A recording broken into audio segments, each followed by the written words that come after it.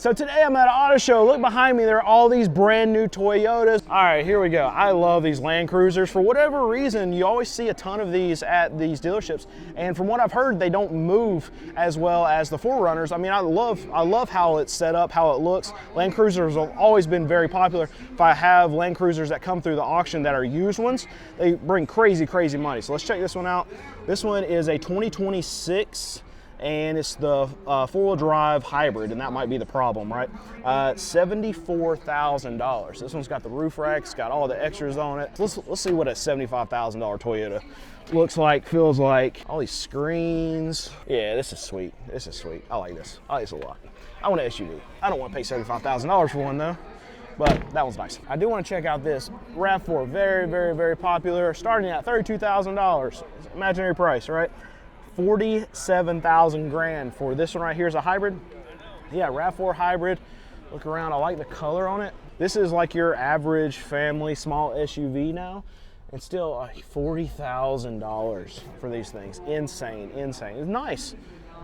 Very nice, very nice. But we're away from the point of affordability. It's just not even a thing anymore, right? Here's some Supras over here. We got two of them. Let's look at both of them. This one's blue. I like the blue, but I like black. Black's always my favorite. And any kind of sports car, this inside looks pretty cool, pretty cool.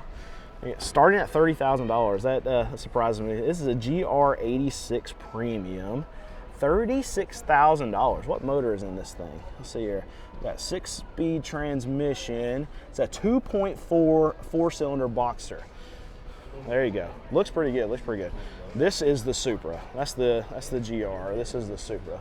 All right, check this out. This one's starting at $57,000, but you got the GR Supra right here. This one's a 2026, and here's the price point on this one: $63,000. Cool car, but still lots and lots of money. And of course I would find you at the van over here. My wife is looking at the Sienna. We have a Honda Odyssey, but this is what we were actually looking at in the first place to potentially buy. Problem was, we got in, we drove one. The hybrid, it's like it took forever to take off. There's no power. I mean, it's nice on the inside. You can look at it. I like how the dash is. I like all the storage down there. You know what? You're probably not watching this video for minivans, but anyway, I'm a dad. I have a wife that likes vans. I actually like vans. Her Odyssey is like a spaceship. It's fantastic. But after we drove it, we didn't like it, and I'm surprised because I'm the Toyota guy online, right? That's what buy Toyota. And we didn't like it. No power. But it says starting at $39,000. You're never going to find that one anywhere. But this one is $50,000. But even with that price point, it's very hard to still find these at dealerships. It's not a production problem. It's just that everybody wants them, and they sell them just as soon as they get them on their dealerships. But we didn't like them, so make sure you drive it first before you actually buy one, because no power on this thing. And this one's ready to go to the river. We got our roof rack with the camper on it. This one's the TRD Off-Road. I really like this blue. This is a great color in these 4Runners. These are some that have been moving very well at a lot of these Toyota dealerships. I like the new body style. It seems like it's a little bit smaller in here than what the last model was, but it looks great. I want to look in the trunk too, see what the space. See, here's what I don't like about these 4Runners. The space in the back seat is not great. I'm looking to get a new SUV myself, and I'm trying to decide what I'm going to buy. And I look at these 4Runners. I love 4Runners. I drove a 4Runner for years. Absolutely love it. But the problem is, I've got a son. He's 7 years old, and he's like as tall as I am. He's huge. And so that back seat actually really matters to me. And a lot of families, I would assume, look at these 4Runners. I mean, the trunk space. You have so much trunk space. Move the back seat back just 12 inches. That's a lot. Maybe 6 to 8 inches. Let's move it back. And it creates so much more room in the back seat for families. But I get it. These things are awesome. It's just my only complaint. And if it wasn't for that, I'd probably already have a 4Runner, not a new one. I'm not spending that much money on one, but even the models before this one, the space between the back seat and the front seat, so small. All right, here we go. Check out this Tundra. It is, I believe it's a 2026. Yep, 2026 right there.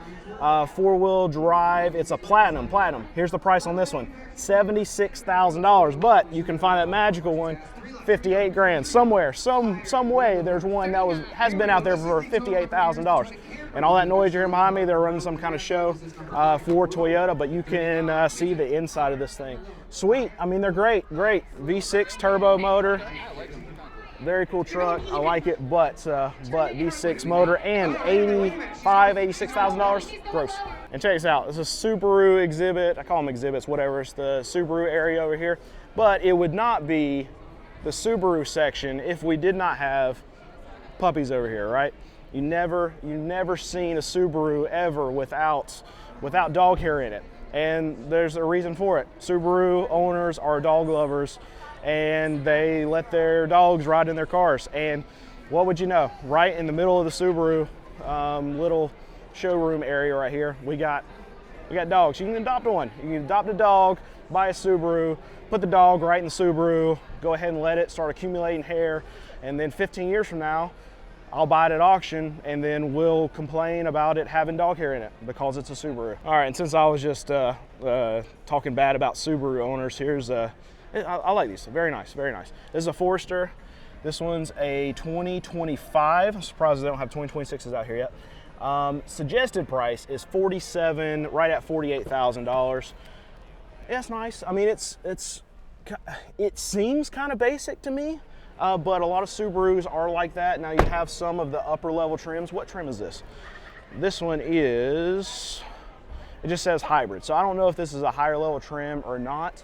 But Subaru, rugged, simple. But the problem is when you have a rugged or a simple Subaru like this and it looks kind of basic on the inside and you're still charging $50,000 for it, by the time you're done with the dealership, you're probably getting out the door for $55,000. That's a lot for a basic-ish looking vehicle. I like it though, I like them. I like basic, rugged, but I just don't like them for 50 grand. Oh yeah, we know it's the high rent district. What's that? We got Aston Martin, Ferrari, Aston Martin. We got is that a Bentley over there? Yeah, look at this. Woo! That's a lot of money. That's a lot of money sitting behind those ropes. One of these cars might be as much as I paid for my house. And something that's interesting, it's kind of funny to me, you see like the black walkway here. These are all the cheaper brands. You have Subaru, you have Toyota, you have Honda, you have Ford over there, you have Stellantis over here. But when you pass this area right here, you get to the red carpet. And what's over here at the red carpet? Well, you have Acura. You have BMW's over there. You got Mercedes, you got some Mercedes over there, Lexus. So it's like we want to keep all the swill, all the poor people over there, but over here we got the red carpet.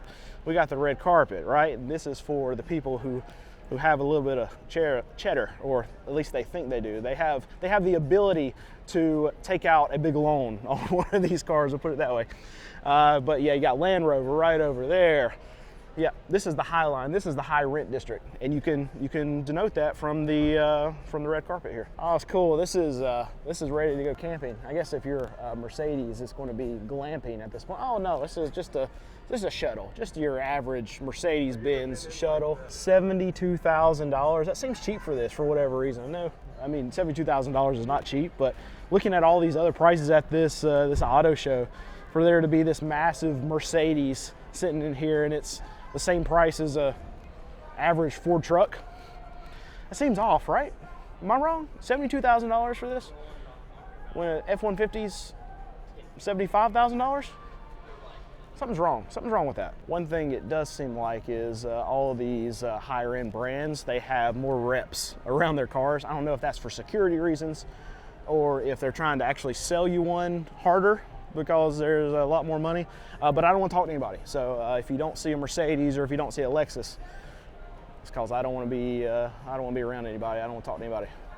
Talk to you.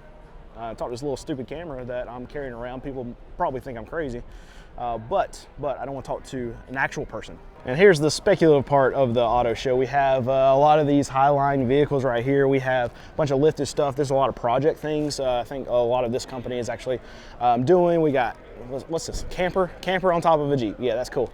But this is Lambos, Audi. You got your Porsches here. There's a Ferrari that's on the other side. We got more lifted Jeeps. We got this monstrosity, whatever this is. I think that's a Mustang. Yeah, that's a Mustang. This is a drag car here. Look at that. I have to move the camera all the way up and down for you to see everything. That's cool. Oh, let's see here. Yeah, look at it. Basic on the inside, but oh, I almost pushed that rail over right into that very expensive car. Okay, I need to go. Let me go walk away from this right now. Pontiac GTO. Oh, we got another Porsche over here. We got a Mustang right there. Got another Mustang. We got the old, we got the new right beside of each other. Very cool, very cool. So at these auto shows, they have like different, I call them exhibits or little stages set up, but each one of the manufacturers will have some kind of show, some kind of production. And that's what they're doing right now. What they're doing is they're playing like a little game show. I feel bad for the two people that actually have to host this, because there's like 5 or 6 people that are actually there, and they're trying to do a game show. And so the same person just keeps answering the question, so they keep just throwing that person prizes. I don't know what, maybe I should go over there. Go get some prizes from Toyota. I need a Toyota prize. All right, so here's the big boy from Chevy right here. It's a Silverado. It's a 2500. See it right there? Oh, let's look at the price. 2026, 2500. Total price, $86,000. Whew. Oh, this thing's nice though. It's nice. It's got a big screen right there, screen right there. This is what terrifies me for the future of used cars that I'm going to have to buy in 10, 15 years. All these screens are going to be so much to replace. I might not even exist as a used car dealer when I have to replace all these screens. It's going to be too much money. It's crazy. But anyway, I mean, it looks great. It's in the middle of the little presentation here. Yeah, that's cool. They got all the Chevy products back here. They got Cadillac on that side. Yeah, and there's your Corvette that does not have a price on it. All right, check it out. We're going to point this out. This is a Silverado. It says starting price $37,000. There's not one dealership in the country, I would bet so much money on, that you would be able to find a Silverado that's $37,000. Now I know they're not talking about this one. This is the high level trim, all the extra bells and whistles, everything like that, right? We're not talking about this, but they're saying just any Silverado starting at $37,000. There's nowhere across the country you're going to be able to find a $37,000 Silverado. This makes me, it gets me kind of fired up, if you can tell.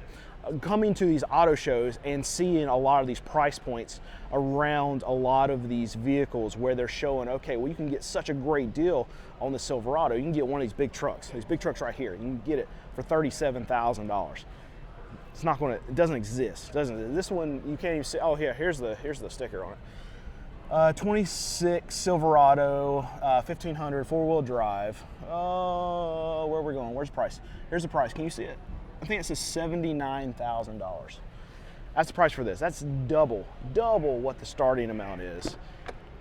I mean, it's nice. Look, I mean, I'm not trying to say anything bad about the truck, other than the price point and the way that we're advertising here at the auto show to be able to show where you can start getting a Silverado, and you just can't do it. It's a lie. You can't.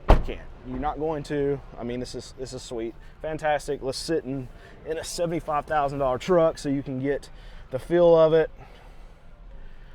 I don't know. I mean, the screen's nice, but I mean, 15, 20 years from now, when I'm seeing these at auction, all the screens are going to be busted. We're going to have to replace them. It's not going to be worth it, and we're just going to have to scrap everything. That's what I see happening. All right, so let's look at some base model stuff. Here's something, a Corolla hybrid. This is a 2026, and price on this one is $30,000, but they're saying that you can get one right around 25 grand.